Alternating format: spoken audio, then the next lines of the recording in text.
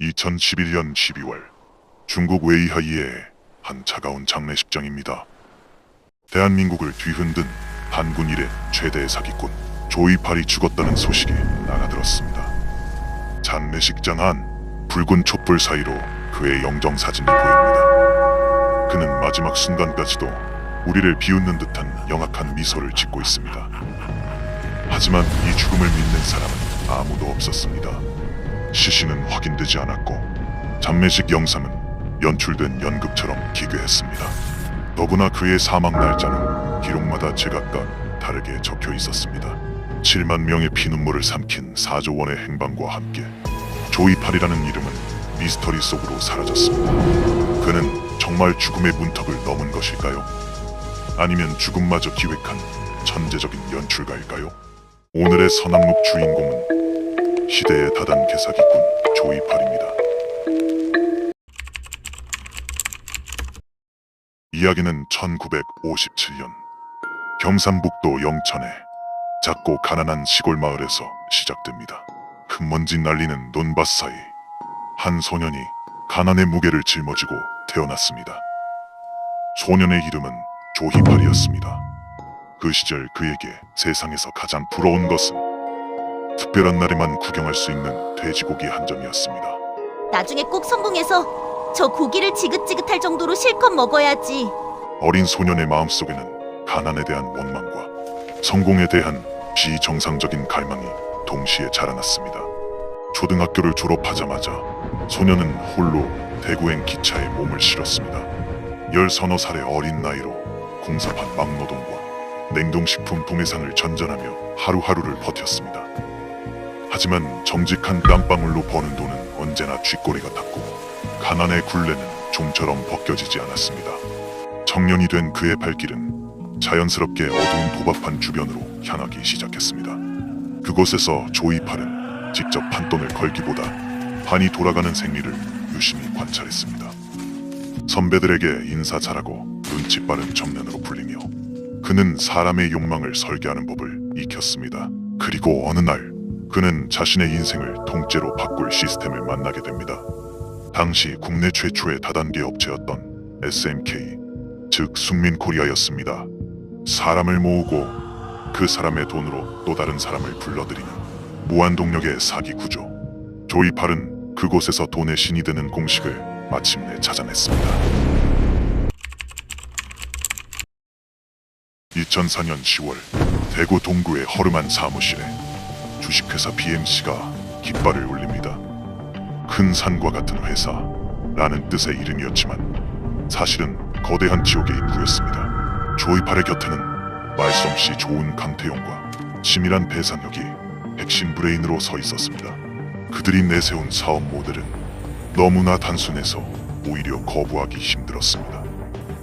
의료기기 한 대를 440만 원에 사서 회사에 맡기면 병원에 임대해 수익을 나눠주겠다는 것이었죠. 매일 통장에 찍히는 돈은 26,000원에서 42,000원 사이였습니다. 8개월만 버티면 원금을 포함해 581만 원을 벌 수 있다는 환상적인 제안이었습니다. 연이자 4%도 안 되던 시절 수익률 32%라는 숫자는 노후를 걱정하던 이들에게 마법의 주문이었습니다. 의심하는 사람들에게는 화려한 수트를 입은 강태우, 에쿠스를 타고 나타나 유창하게 설명했습니다. 실제로 기기가 설치된 목욕탕과 병원을 직접 보여주며 신뢰의 덫을 총총히 깔았습니다. 무엇보다 강력했던 것은 약속된 입금이었습니다. 조이팔은 처음 몇 달간 단 하루도 거르지 않고 정확한 시간에 수익금을 입금했습니다. 이웃이 돈을 벌었다는 소문은 삽시간에 전국으로 퍼져나갔고 의심은 탐욕에 녹아내렸습니다. 하지만 그 입금된 돈의 정체는 의료기기 임대료가 단 한 푼도 섞여 있지 않았습니다. 나중에 들어온 뒷사람의 투자금을 앞사람에게 떼어주는 전형적인 폰지 사기였습니다. 조이팔은 이 잔치가 언제 끝날지 누구보다 잘 알고 있었지만 멈출 생각은 전혀 없었습니다. 조이팔의 탐욕은 멈출 줄 모르는 바이러스처럼 대한민국 전역을 오염시켰습니다. 대구에서 시작된 불길은 부산, 울산, 인천을 거쳐 수도권 전역으로 번졌습니다. 그는 수사기관의 추적을 피하고자 지역마다 리브, 시엔, 첼린 등 다른 이름의 법인을 세웠습니다. 겉으로는 다른 회사 같았지만 실제로는 조이팔이라는 머리를 가진 하나의 거대한 괴물이었습니다.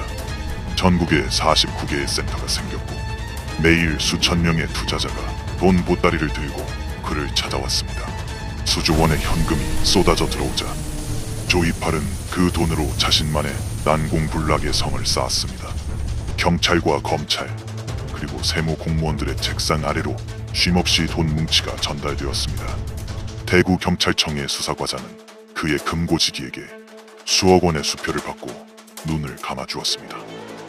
심지어 수사 중이던 형사는 조이팔에게 접대를 받으며 함께 골프를 치는 기야말 상황까지 벌어졌습니다.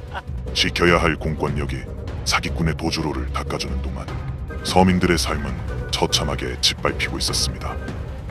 돼지고기를 꿈꾸던 시골 소녀는 이제 1,000만 원짜리 롤렉스를 차고 수십억 대의 외제차를 몰았습니다. 그는 타인의 불행 위에 올라앉아 자신이 마치 신이라도 된 것처럼 세상을 조롱했습니다. 하지만 폰지 사기의 법칙은 냉혹합니다. 새로 들어오는 돈보다 나가는 돈이 많아지는 임계점. 파국은 소리 없이 다가오고 있었습니다. 2008년 가을, 조이팔의 측근들은 비밀리에 컴퓨터 시뮬레이션을 돌리기 시작했습니다. 투자금이 끊기는 시점과 경찰의 수사 착수 시기를 계산해 최적의 도주 날짜를 뽑아낸 것이죠. 계산이 끝나자 조이팔은 차갑게 명령했습니다. 전산망을 모두 파괴해라. 도주는 치밀한 기획하에 진행되었습니다. 먼저 오른팔 강태용을 중국으로 보내 은신처와 가짜 신분증을 완벽하게 준비시켰습니다. 국내의 모든 자산을 현금으로 바꾼 뒤 그는 마지막으로 충남 태안의 마검포항으로 향했습니다. 2008년 12월 9일 밤 칠흑 같은 어둠이 내려앉은 바다 위로 작은 어선 한 척이 움직였습니다. 조이팔은 선주에게 현금 7천만 원이 든 가방을 건네고 배에 몸을 실었습니다.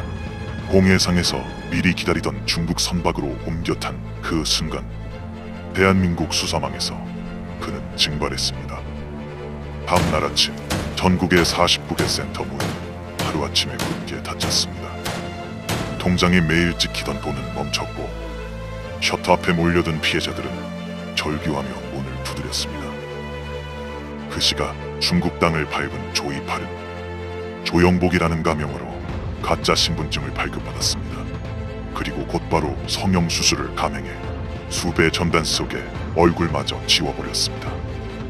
피해자들이 길거리에서 피눈물을 흘리며 죽어갈 때 그는 호화로운 저택에서 승리의 잔을 높이 들었습니다.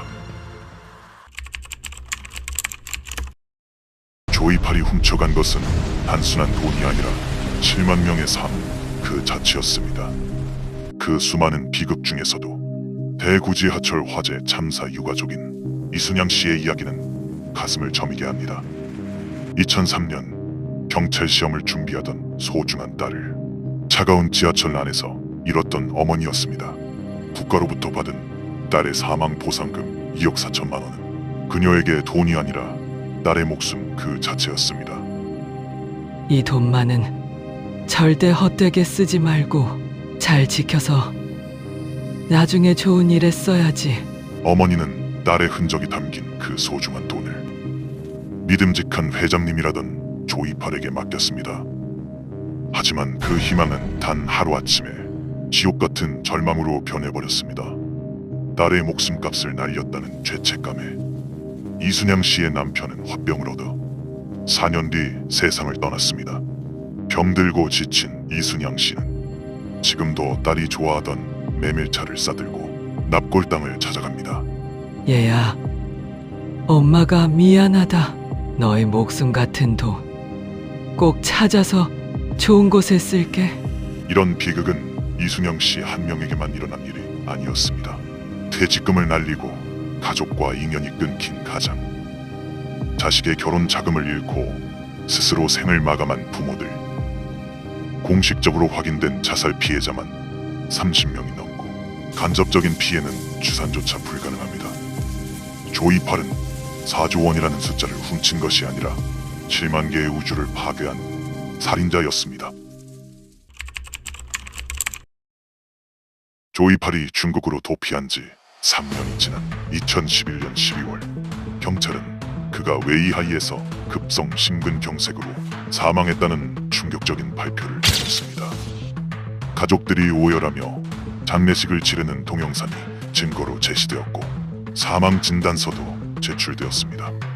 하지만 시신은 이미 화장된 뒤였고 남은 유골로는 DNA 감식이 불가능하다는 결론이 났습니다. 수상한 점은 이뿐만이 아니었습니다. 그의 죽음을 둘러싼 사망 날짜는 기록과 증언에 따라 무려 5개나 다르게 존재했습니다. 진짜 죽었다면 왜 가짜 이름이 조영복으로 묘비를 만들었을까요? 심지어 삼촌은 살아있다고 말했던 그의 조카는 인터뷰 직후 의문의 죽음을 맞이했습니다. 2016년 검찰은 조이팔이 사망한 것으로 간주하고 공소권 없음 처분을 내렸습니다.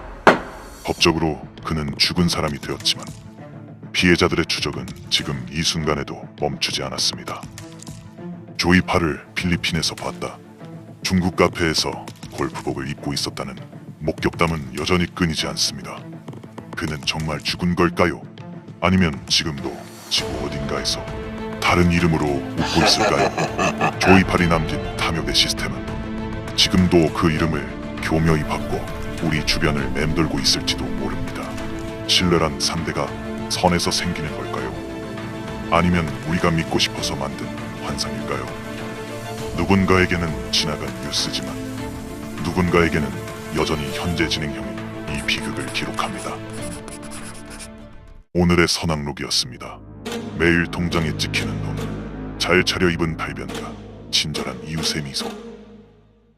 그 앞에서 의심을 유지하는 건 생각보다 어려운 일입니다. 혹시 여러분도 믿고 싶어서 믿었던 순간이 있으셨나요?